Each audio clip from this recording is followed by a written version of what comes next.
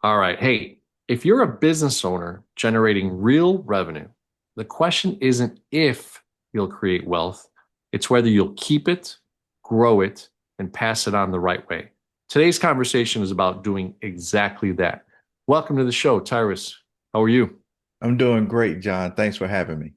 Awesome, awesome, my man. Well, hey, this is an important topic. I deal with a lot of business owners as a commercial banker day to day, and as they're growing their business and going into the millions and maybe eight figures, nine figures, you start to think, well, hey, how do I protect this? How do I put this in the right situation? How do I make sure that my family can take the fruits of my labor, or maybe not all of it, right? So we don't spoil the heck out of them, but Hmm.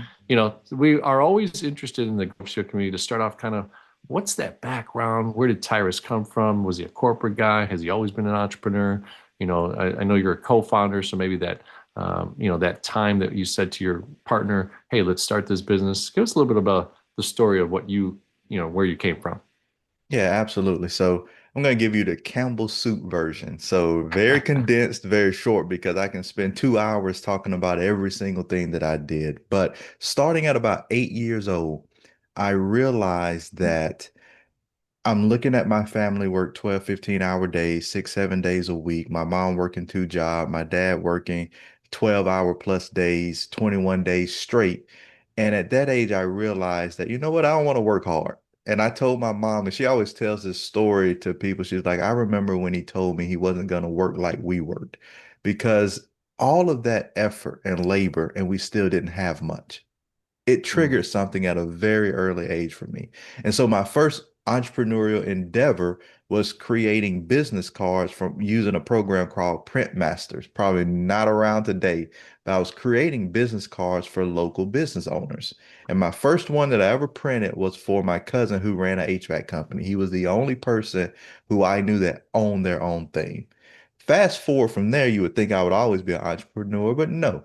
I went to college, lost my scholarship pledging, and then the next step was, what am I going to do? I ended up at UPS and movie gallery. So working mm, two jobs, working hard, the thing I said I wasn't going to do in those early 20s. And I knew that that wasn't going to take me far. So at that point, I started trying to figure out, okay, what can I do? I didn't finish my degree. I don't want to work like this. My uncle, and he's my aunt's husband, came from Trinidad with nothing. mm, And he went into the Air Force. And he said, and at this stage, he probably been in the Air Force probably 15 years. He was like, Air Force gave me everything. It's been good to me. You should do that. So I went into the Air Force. My plan, and for the audience listening, think about planning and visioning. My plan was to go through the Air Force, become an officer, do 20 years, and get out.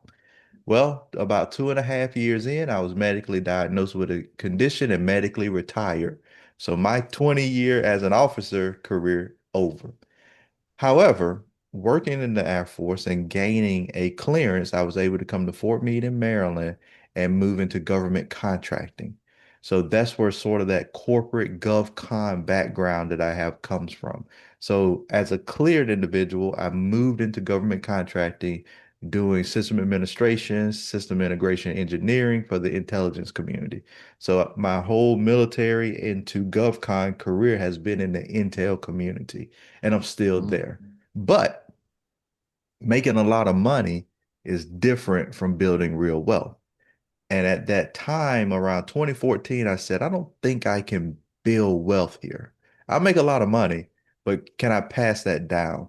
So what did I do? Around 2014, real estate was hot. It was the flipping, the wholesaling, all of that, your fortune builders and these events that they were having pop-ups in cities. So I moved into real estate and I was trying to figure out, like everybody else does, how do I get into something with little to no money? Now I know that's a myth. You got to have some money. But I started a property management company. And with a great mentor, within 18 months, I took that from 0 units to over 250, doing about 1.2 million in revenue. People started asking me how fast you grew. How did you do it? I took military and GovCon background, put it into a property management business, and I was able to scale it with the help of a mentor building systems. processes, SOPs, KPIs. So building a real business.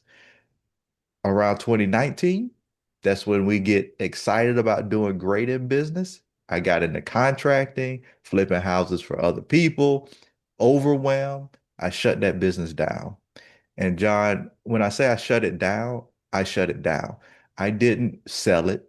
I didn't transfer my accounts over to another property management company. I just closed it. I didn't Hmm. know any better. And I didn't have the right people in my corner to tell me that I could have sold or exited this business in a different way. I was just burnt out. After that, people still came to me for consulting. And you and I both know that information doesn't really move the needle, it's implementation. So I started working in their businesses as a fractional COO and leading their teams and managing their operations and helping them grow, which I still do some of that consulting work today. Fast forward to 2025, I'm speaking on stages, I'm going to events, I'm doing some marketing, funnels, websites. And two gentlemen came up to me and they said, "Hey, I saw you on Instagram. We want to tell you about our business." And so after I had that discussion, their business was helping businesses raise capital.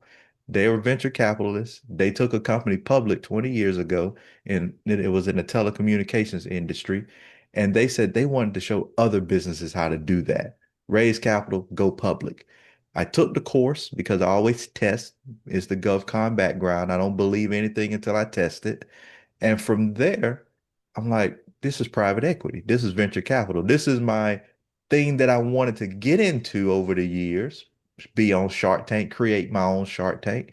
And I saw a pathway to get there faster with them. And that's where Legacy Capital, Wealth Capital Group was birthed. They wanted me to help them scale a course. Sure, I can help you get 10 million, 15 million, but I wanted a partnership because I wanted something bigger. And that's how we get to where we are today. Wow, man, what an incredible ride, right? I mean, the basis of everything was, hey, I don't want to work hard, right? So your brain, from a subconscious level, is always looking, all right, well, hey, what can make this simpler? And as you said, right, there is a myth, right? You're always going to work hard, but can you work smarter and harder? Then that becomes simpler in many ways. The ability to make money. I joke with my wife, I could do what I do to my 80s or 90s, and it won't feel like work because I'm having conversations, structuring deals, moving money from one place to another, and you get paid for doing that, which is kind of cool. But like you said, that you have to find these opportunities. You have to find Mhm. these industries where you could do these types of things. Build wealth in different ways, or build residual incomes, those types of things. So awesome. So legacy WCG, Legacy Wealth Capital Group. So the intention, the purpose of that, after having all this background in the military, the UPS even days and all that type of stuff, where did that name come from? Is it still of that same resonance, right? Where, hey, you want to leave that message that you could build something for the future? Absolutely. That name, that legacy, it's not about us. A good man leaves an inheritance for his children's Mm, children. So I want to leave an inheritance for my children's children and their children.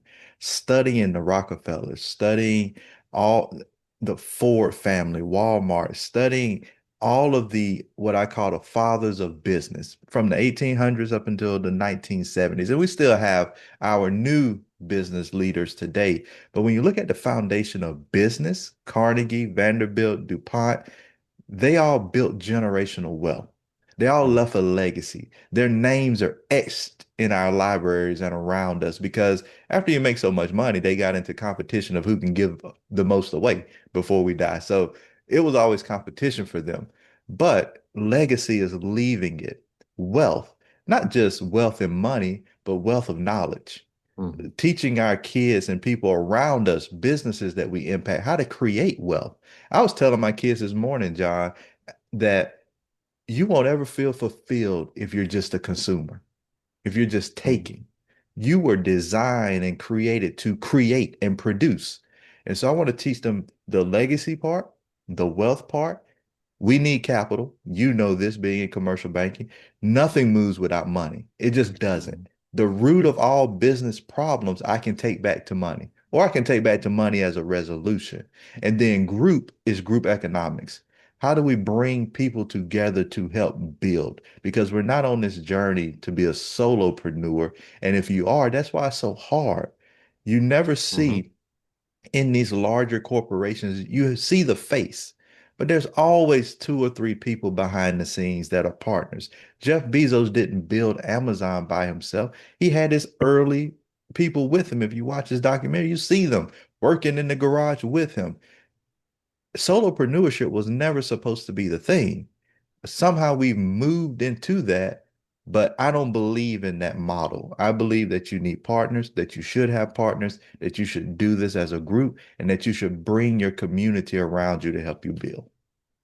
Yeah, I love it. I felt like for a moment that you've seen a lot of my podcasts because I talk about Bezos all the time. You don't really see him building Amazon without a community, without that team, without the culture that he got a chance to build with a bunch of people. So number 41, number 72, number 180 employee, these are all integral people. And that's why I love interviewing. A lot of times I get a chance to interview intrapreneurs, people that are Hmm. inside companies that are super vital. I'm sure at Legacy WCG, you've got a few of those that really act like entrepreneurs, act like the business owner, and have freedom because they've earned it with you as one of the founders. So awesome stuff. So, in general, when you think about, forming the business and getting it up and running, you had this idea, you had this group that approached you, and now they're in the PE world. You're kind of looking around saying, hey, this is exactly what I want to get into. What were the things that really kind of attracted you to that specific business model? And tell us a little bit about what Legacy does for the client itself.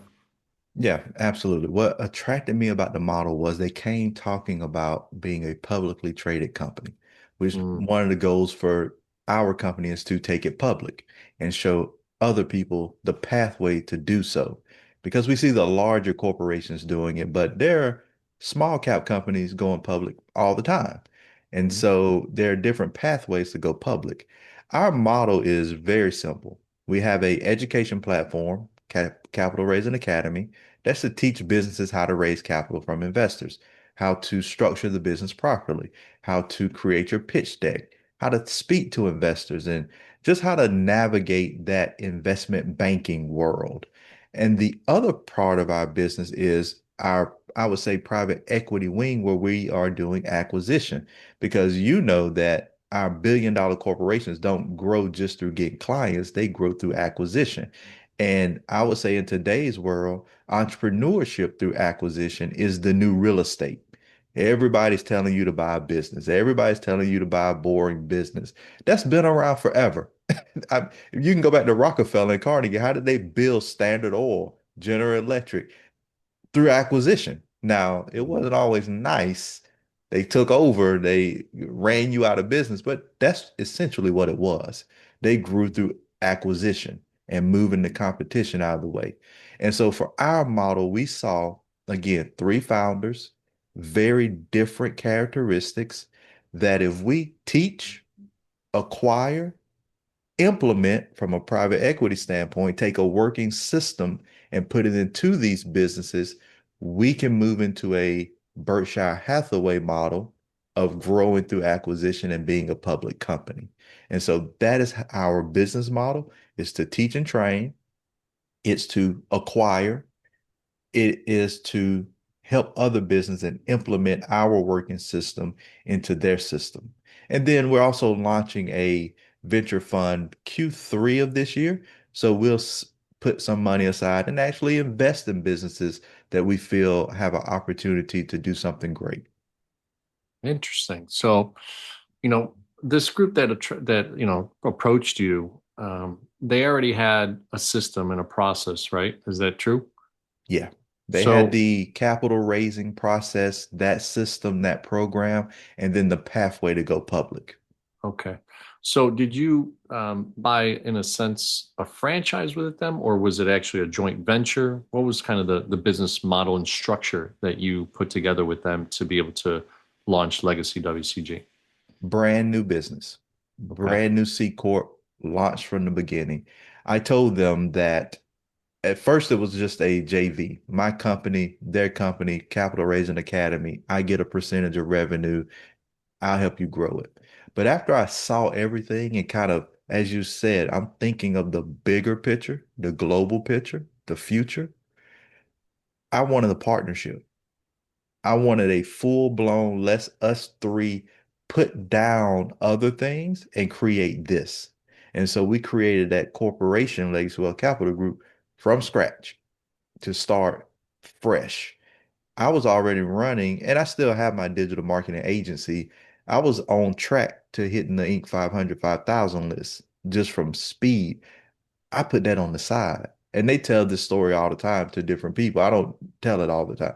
They tell it because they were like, he saw the vision and he wanted something different.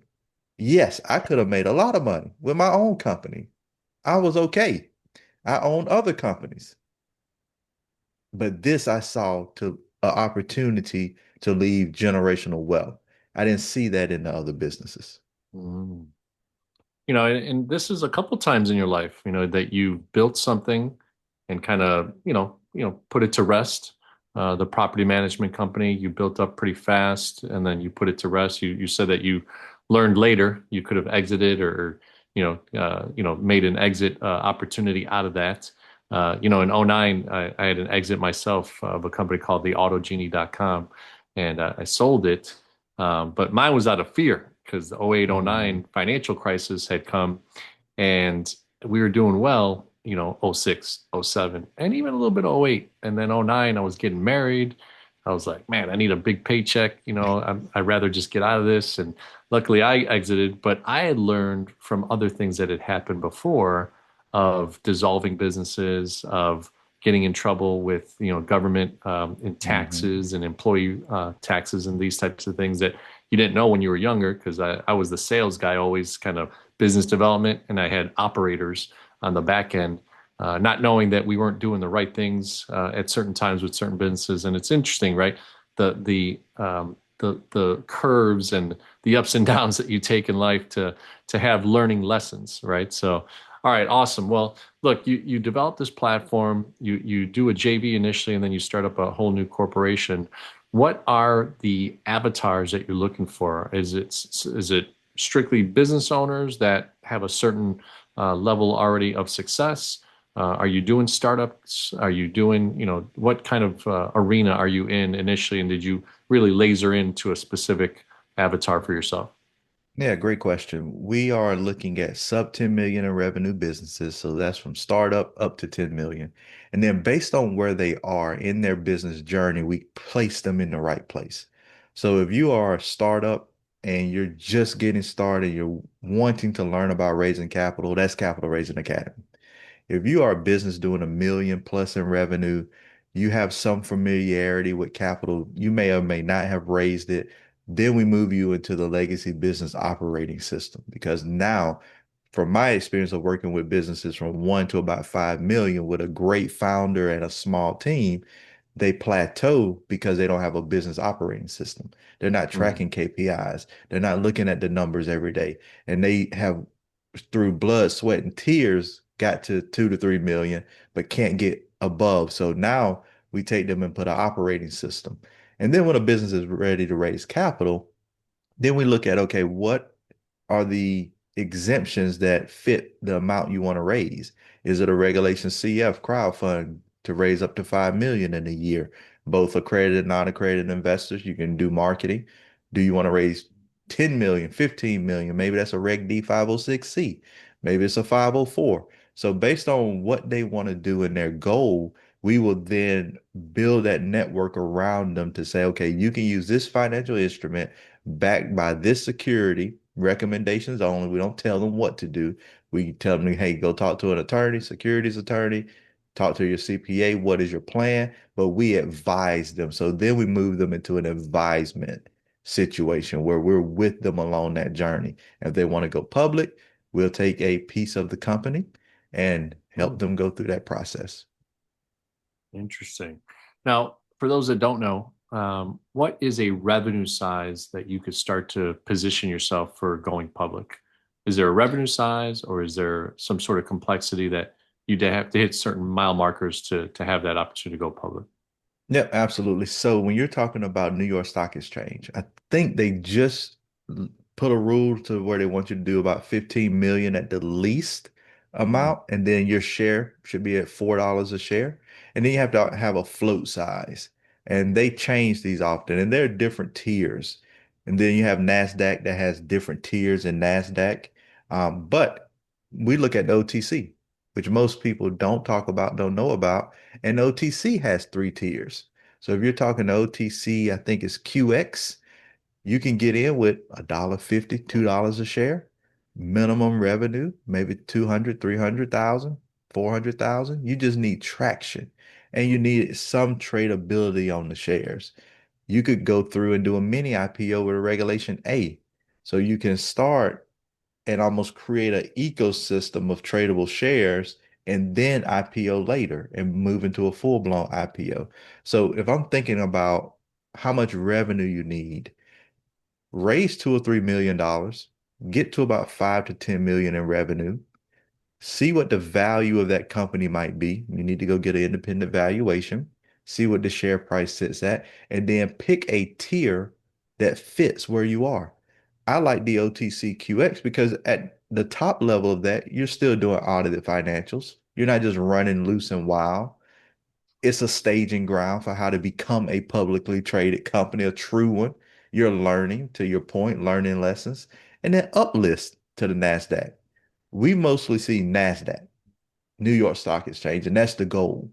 But Nestle was on the OTC, and I think still is. Kmart, OTC. So you have some major companies, billion-dollar companies that started on the OTC, and some stayed there. Yeah, yeah. I'm recalling a good client of mine took a engine manufacturing company out of here, Wooddale, Illinois, PSIX, and it was interesting when they were at like 75 cents, then they went up to $1.85 and 360, and all of a sudden, bam, they switched over, went over it, and they got another. I think they're floating around $70 or $80 a share. Wow. Less volatility, but he's Yep. worth 300-400 million, so doing pretty well for himself, and started another company that we're helping him with. So interesting stuff, and this part of it, right?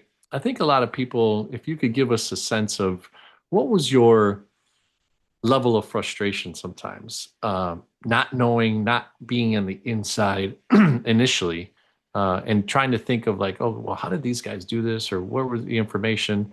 Do you feel like just a regular person, right? Can that be listening to the Go Show podcast today, say to themselves and inspired by Tyrus, by you, and saying, hey, how could I get into this field? How could I do what Tyrus said, like, hey, I want to work a little bit smarter and not as hard, right? A little bit easier, simpler way. What are ways that could they initially just learn about how you do this and how you created Legacy WCG, or do they always have to start as a business to kind of get into your ecosystem? Yeah, you don't have to start as a business. You can start as an individual. If I think back, John, to my original days when I was working in GovCon and I was making a lot of money, I would have put some of that money aside and maybe I would have invested in small cap companies. Maybe I would have invested in private companies because a lot of us don't know that you can invest in private companies, especially if they're doing regulation CFs, Reg A's, Reg D's. We don't get a lot of those opportunities because we know that institutional investors, they want you to write $100,000 check to get into their fund. Mhm. But you can invest in a private company that's on a WeFunder or Star Engine or Dealmaker or Republic that host these private companies selling shares. Now you need to do your due diligence. You need to understand it. But the other part of that is everybody wants to invest in Amazon, Tesla, and the big Netflix. But look at the movement to your point earlier. Netflix might go from $200 to $205 a share.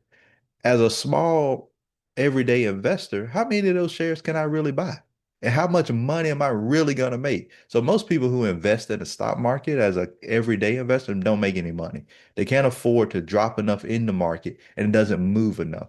But if you go to a small cap company, That's 35 cents a share that bumps up to a dollar, $5, $10. Do the math. And so the way to get into this, whether you're a business owner or not, is get in the room. You have to network. I wouldn't do, and I know we're on YouTube, I wouldn't do YouTube University too much. You need to talk to the people who are doing this every day. And I learned this. Was my frustration. I knew a lot of people. I didn't know the right people, Mhm. and the right people didn't know me. And a good friend of mine told me it's not who you know, because that's what we always hear is who you know. It's not who you know, it's who knows you. Who's going to open the door for you, who's going to mentor you, who is going to let you into the circle, because this world is a closed world and it's small. And you start to hear the same names, the same groups, the same organizations, especially when they start doing over a billion. It's only a select few of them. Getting in the room, getting out there and adding value. That's what helped me. I was able to add value as I got into the room. I just didn't go to take. I came to close gaps, to help think about other things. And then I was given information. And with that information, I did research and then I went back. So there's a whole pathway of just putting yourself in the right situation where you can get here. But I would say every person needs to try at least to become an investor, because that's where you make real wealth. I love it. My chapter 2 of my book talks about alignment, right? And like you said, it's not always who you know, although it's super important. Part of your network is your net worth, but who knows you? I think Uncle G, I don't know if you know, Grant Cardone talks about that as, they can't flow you if they don't know you, right? So Yep, yep. cash flow you. So it's a great mindset, and I think a lot of people, you know. Over the last 5, 10 years, like you said, there's a lot of noise out there. The signal is, hey, go buy a cheap, a dirty business, or go buy this, or go do Hmm. that. But people are still in the noise of like, well, how do I do that? Well, how do this? And the problem is they're not in the right room, right? They're not associating with the right people to get the right knowledge. Because like you said, they may be in YouTube University, and that can only take you so far. It may lay a little bit of a foundation, but really, when you see a Tyrus, a GoFCO community, when you see, Cody Sanchez of the world, like all these people, they're creating communities that you have to pay to be in their community, right? It's not a free ride. They may give you some free stuff to learn, but they want you to come into the community for them to really invest in you, right? And there is a pay to play, right, situation, and I think that's Absolutely. part of life, where I'm sure you put in your blood, sweat, and tears, right? Even though they asked you, you brought value. I think you were speaking and doing some things that kind of put yourself out there to be known. And now you got this opportunity. So, what a great experience for people to learn from and really gravitate to that. So, as you were building Legacy WCG here in the last few years, what were some of the ways that then you took your leadership um, attributes, right? The competencies that you have from the military and all these types of things to bring on people? Are you still in the stage of bringing on new talent, or have you developed, 2 or 3 layers of the corporation? Where are you at this point with that, as far as operating, and the team side of things? Yeah, that's great. Great question. So my partners, former Navy chief, retired. The other partner, Air Force veteran. Hmm. I'm an Air Force veteran. And so our operations manager, PhD, and he's going back to get his MBA. What we decided as a business, and I operated my other businesses like this too. My wife and I, we co-own a translation company that she runs primarily. She's prior active duty Air Force, so she's a veteran. I have another business with a partner. He's in alternative investments. We're building a software platform. All of my businesses and my partners, we're all high performing. The way we operate is with a Navy SEAL mentality. Hmm. The bar is so high to work with us, and we tell you this out front. So we lead from to your point earlier, ownership. We're looking for entrepreneurs. I'm not looking for someone that I have to hold their hand. I have to guide you and motivate you. No, we're looking for people who want to be the best at what they do. That's how we lead. And so as we're building this out, we have teams of VAs, we have contractors. As we're building the team, we're looking for those characteristics. We're looking for individuals that are high performing. No, not everybody's prior military. Most of us are because we have a operating system of coming from that world and Mm. we know what to expect. It's about the mission. It's about getting the job done. It's about, I don't care how you feel today. You just don't call out. It is, it's not for everybody.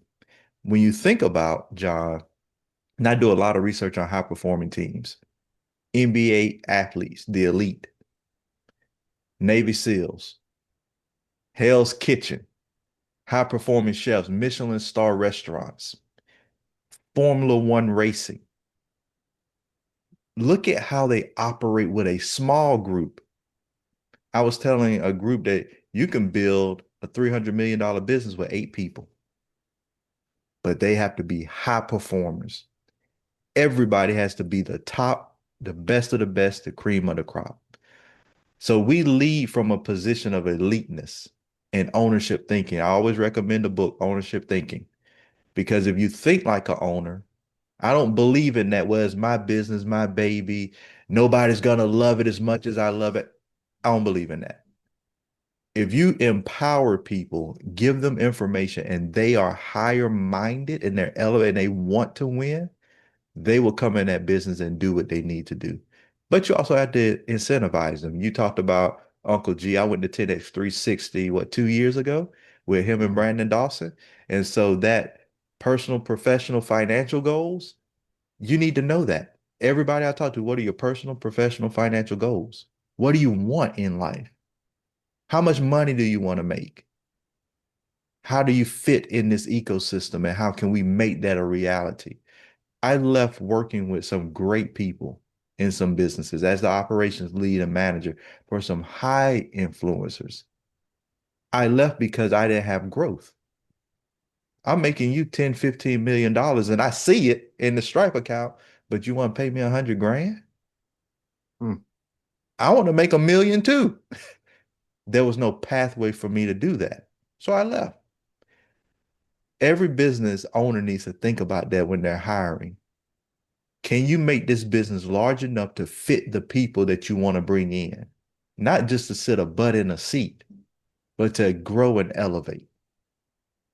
I love it. I love it. Look, Go for Show community, the last 60, 90 seconds there, Tyrus just went on a nice tangent of mindset, right?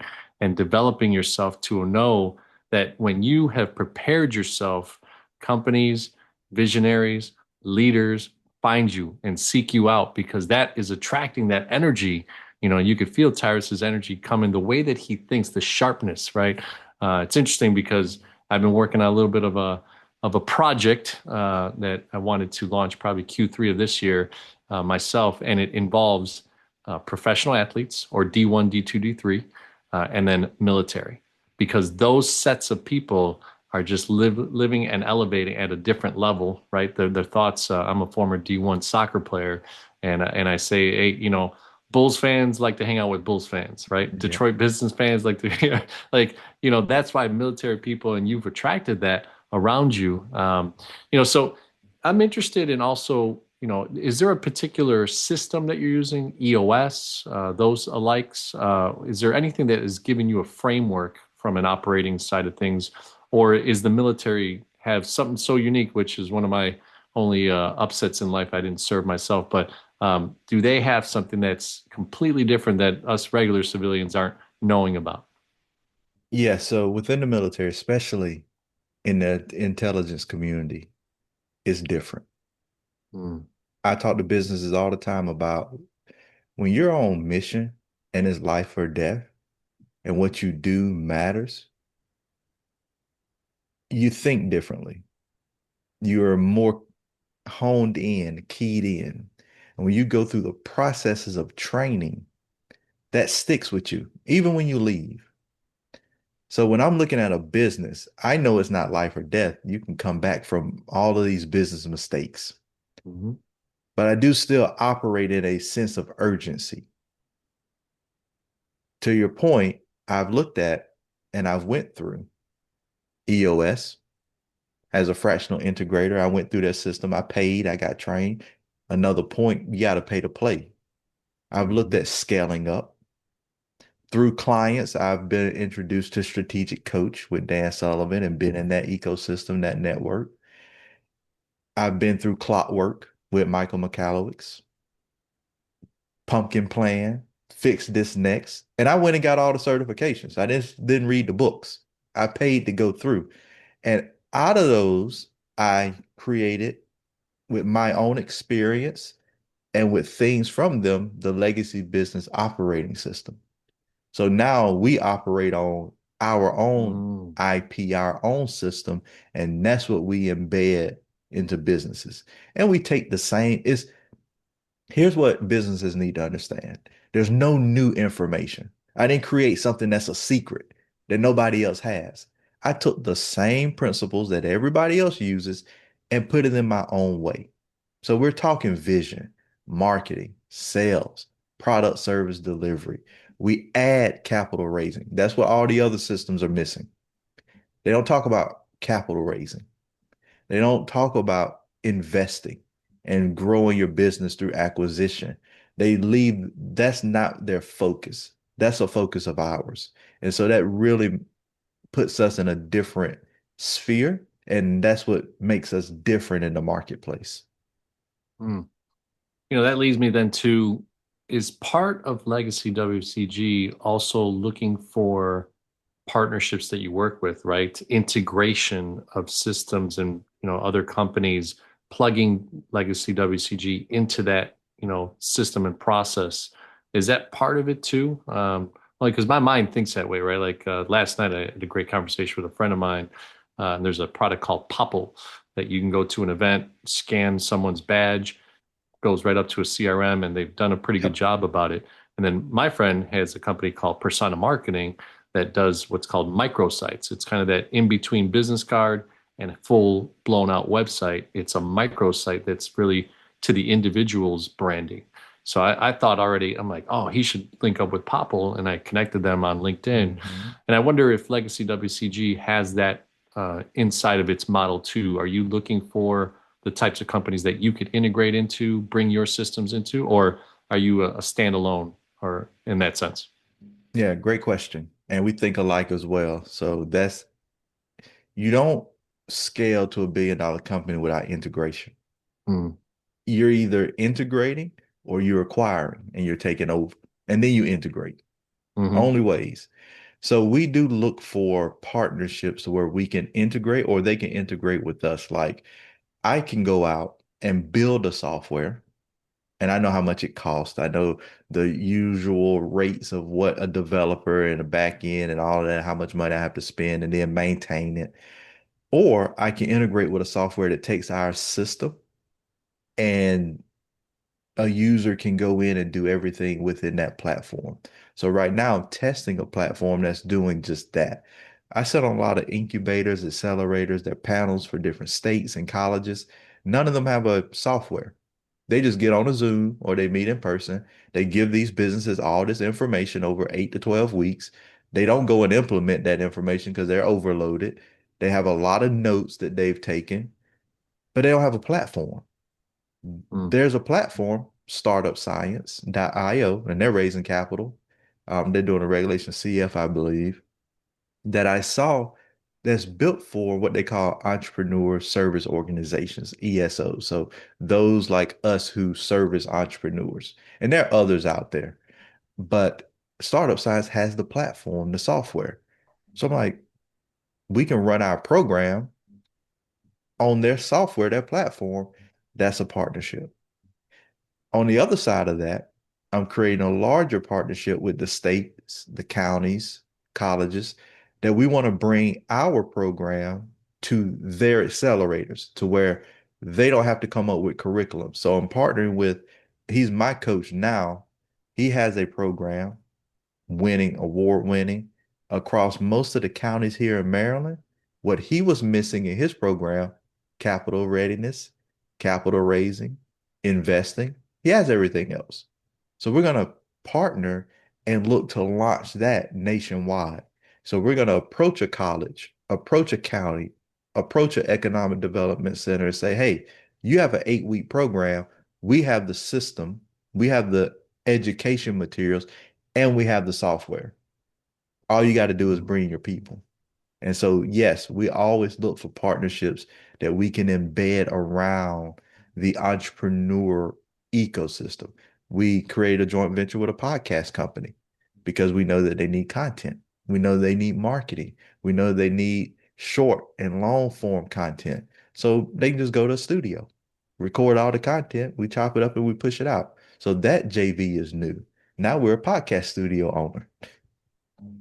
Nice, nice. Well, look, I love the mindset behind everything, and I think overseer community, if you're really listening and taking great notes, the implementation part is taking some of these ways that Tyrus was able to kind of maneuver between his different careers that he pursued, and then ended up with an opportunity that when that door knocked, he was open and ready to open that door and walk right through it, go hand in hand with these people that he became co-founders with and pursue something next level, right? Because you kept on raising the bar as you set up your life for success. And what an incredible, incredible story. So, any pitfalls, Tyrus, that you could share? I've been starting to ask a little bit more of this because the community is asking, like, hey, we love hearing the stories, we love hearing the marketing, the operations, the scaling, and all that stuff. But give us a little bit of the dirty stuff, right? Like, what are some areas that they should look for that are pitfalls in all these regulations and things that you have to learn? Is there anything that has, that you've learned that maybe tripped you up for a month or two and kind of made you rethink some ways? Yeah, you don't know what you don't know. One of the pitfalls, common pitfalls for most business owners is they wait too late to bring in legal and a Mm, CPA or accounting. So you're operating this business. You don't know if you're doing everything legally right or not.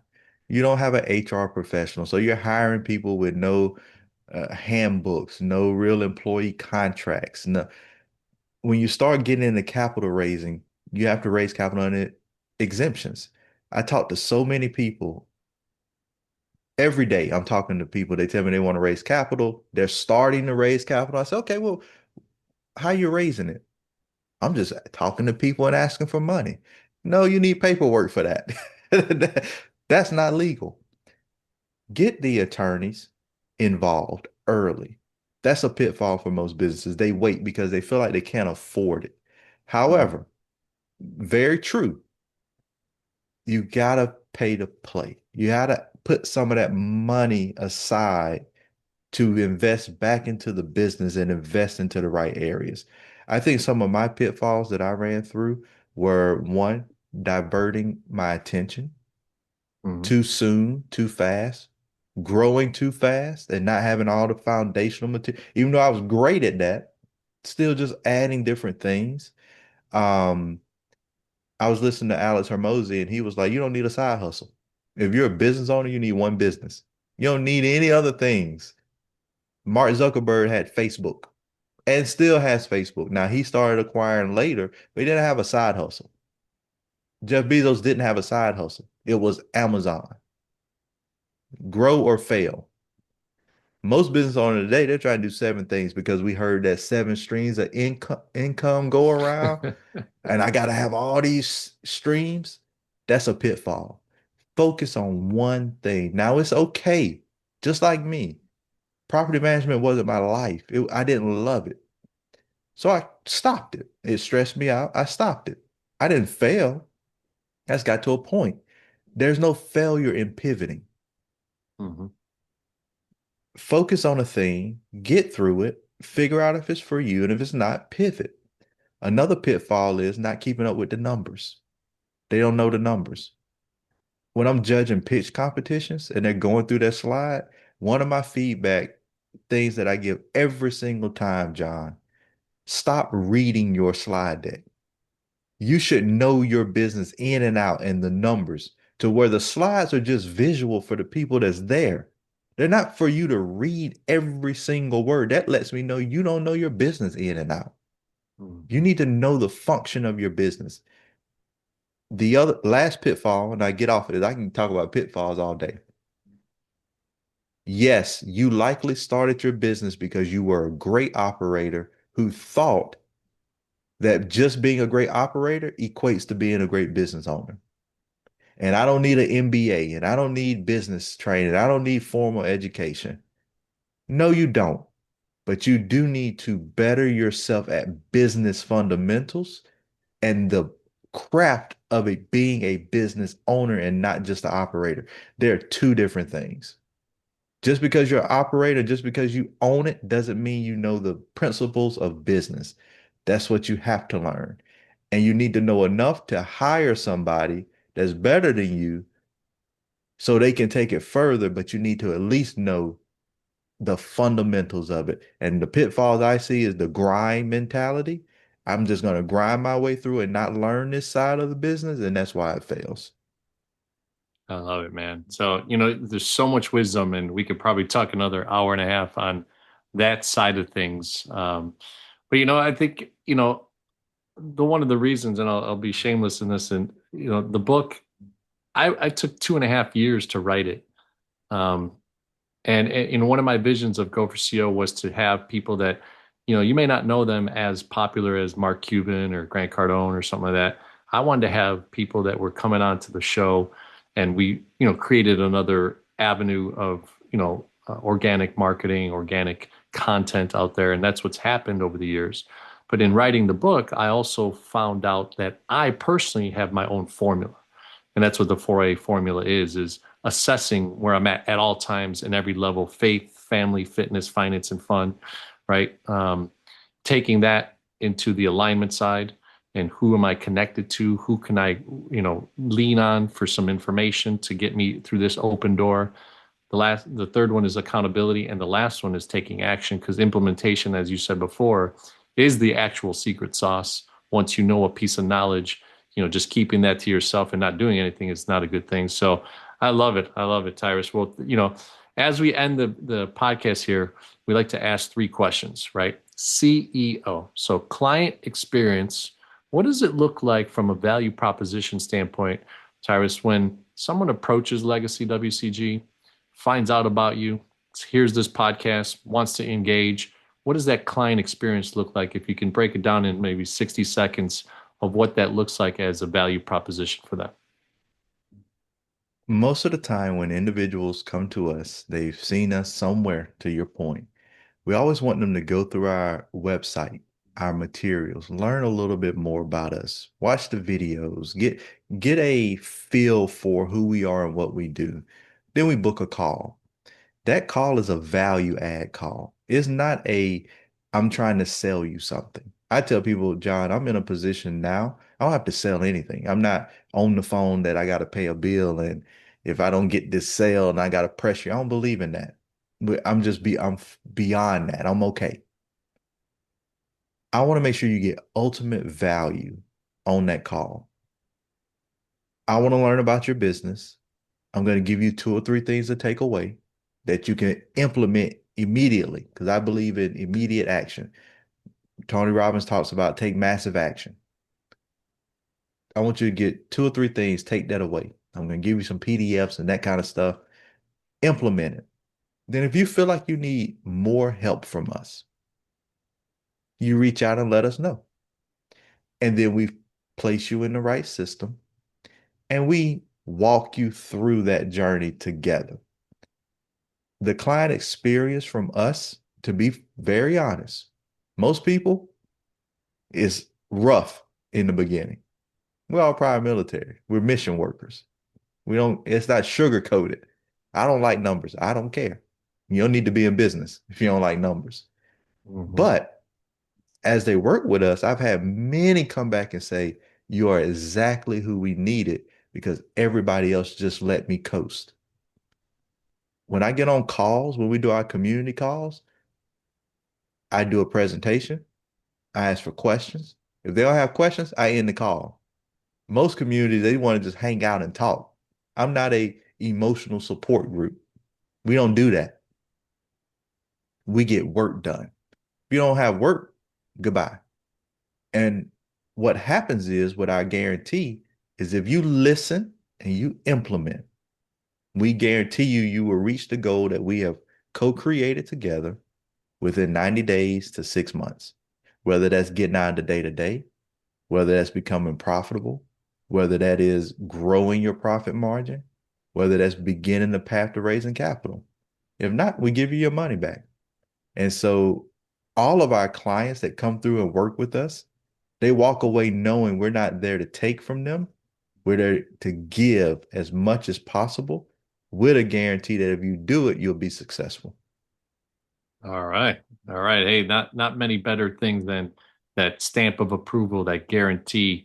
And I can imagine that not many people take you up on it because they actually really see improvements, performance, and results, right? Based on working with Legacy WCG. So, all right. The second one is E for engagement. And this is so particular to the guests that I have on that I love hearing kind of different ways. And what I mean by engagement is, how does Tyrus like to work with other people? Do you like to go out to dinner? Are you, do you like to go to an event, right? A game, or, what are ways that people can engage with you? Is there certain culinary things that you love to do? What are ways that people from, the inside your kids, your home, your house, to business partners, to clients, what are some of the ways that you could share some secrets of things that Tyrus likes to do in engaging? Yeah. So I have two buckets of people. I have my close relationships, personal, and then I have my professional relationships. Mhm. Personal relationships, they're going to see all of Tyrus, good, bad, and ugly, and we're going to do fun things. Go out, hang out, sports, museums, play games, all the things, travel. Professional relationships, I like dinners. I like networking. I like events, but I like it in a sense of being purposeful. I want to be in a room with people who, when we're in a room, we're accomplishing something. When we're at dinner, we're accomplishing something. I don't like vanity metrics, and I don't have a need to feel like you like me. I don't care. Mm. I want to make sure that we're in this ecosystem together so we can add value to one another. So I'm approachable. I'm a very friendly person, but I am a why are we here person as well. I like top golf events. I like going to hang out in places like that. And so people connect with me in different ways, and I'm very upfront and I let them know because I think we get too personal sometimes and too emotional, but that's not necessary. I'm just very clear about why are we here? What do you want to do? And what's the need? Okay, let's do that. I love it. I love it. Well, those are very distinct ways, right? And I love that you separated them from family and what you let into that inner circle and to this outside world. That you still have a lot of complexity, a lot of value, a lot of trust that is built, know, like, and trust, but you keep it to certain things and certain ways that you like it, which is very important, right? When you're trying to separate those two scenarios. So, last one is operations. Over the last few years, I've also had a lot of people sharing, what they're doing with AI, how it's transforming some of the things that they do. You've talked a little bit about SaaS a couple times in this interview. What are some of the tools? You've got your own operating system that you've IP'd. What are some of the things that are helping you to run these separate things, especially Legacy W, Wealth Capital Group? But what are the tools that you're using from an operation standpoint? Yep. So our own IP business operating system, our own software, white label that we utilize, the partnership with the other software that we're beginning to use for the incubator accelerator training portion of it. I'm a power user of AI. I know that about 36% of companies have actually adopted AI. So all the people running around talking about AI likely haven't done anything useful with AI. When I say power user, that means I am using it to really help streamline processes in the business. Because if you don't have processes already documented, SOPs already in place, you're not doing anything with AI because you may be making things worse. You have to make efficient, or you take efficiency with things already that are effective. So you have to make efficient what's already effective. And most people don't have effectiveness. So they're just playing. I don't care about the videos, it's not funny to me. I'm not trying to make images and graphics and do all that stuff, which is what I see mostly. But I use ChatGPT, I use Claude, I use Gemini, I use Perplexity. So I use all of these tools if they move the needle in the business. And when people come to me with AI, I'm like, what are you doing with it? And what needle are you really moving? We are moving into the space of tokenization and the blockchain. I was messing around with, metaverse NFTs back when that first came out. Back when Bitcoin first came out, I had a coworker that had mining machines. He should have kept them, and I should have got in at that stage because now, if you don't have a lot of money, move the needle. But as the SEC opens up and FINRA opens up with more rules, clarity around tokenizing shares, being able to invest on the blockchain, smart contracts. Those are the things we're starting to build and be prepared for. So when regulation is ready, because we're going there, stable coins are here. I saw either Fannie Mae or one of the big lenders is starting to accept mortgages backed on the blockchain, and Mm. we're going there. So being prepared and building systems around that will allow us to be at the forefront when we do get the regulation and more clarity around it. I love it. I love it. Well, Tyrus, it's been a pleasure, man. It's one of the reasons I do these podcasts. In many ways, who knows if we would have ever met, possibly because of our ecosystems and our mindset.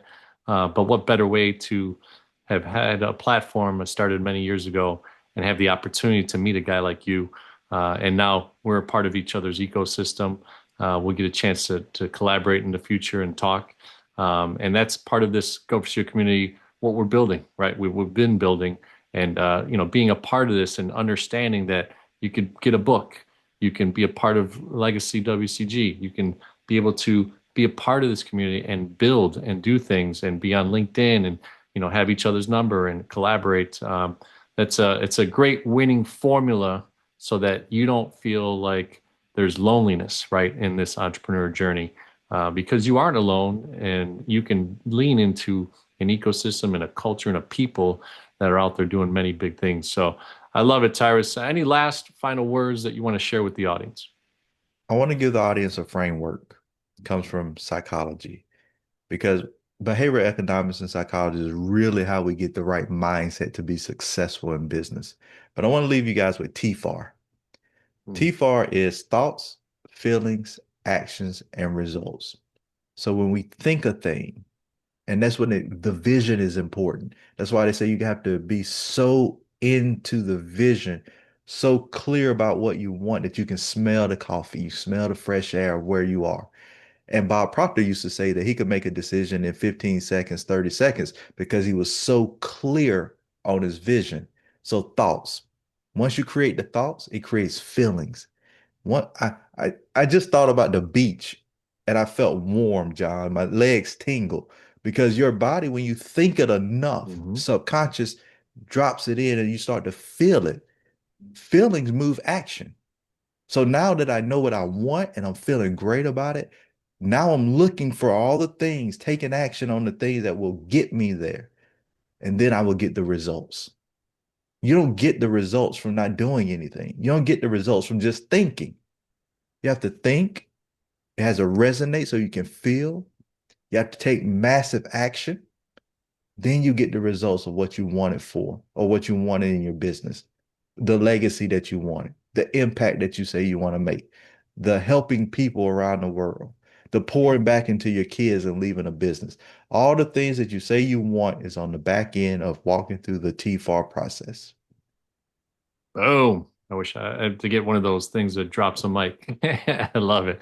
I love it. And what's the best way to get a hold of you, Tyrus? From email to LinkedIn, what's some of the ways that people can connect after they see something like this?